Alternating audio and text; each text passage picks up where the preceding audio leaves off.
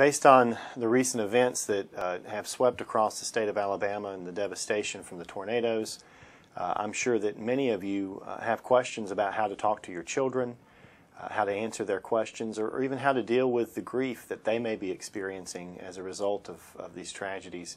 Here are a few suggestions.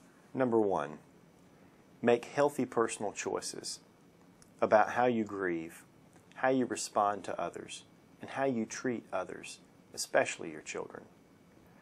Number two, maintain a safe, structured environment for your children. Number three, expect a wide range of emotions, such as anger or fear or sadness.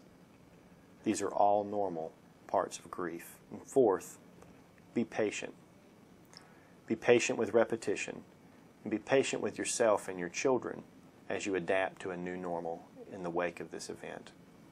Please know that our thoughts and prayers are with you all on behalf of all of the staff of Children's Hospital.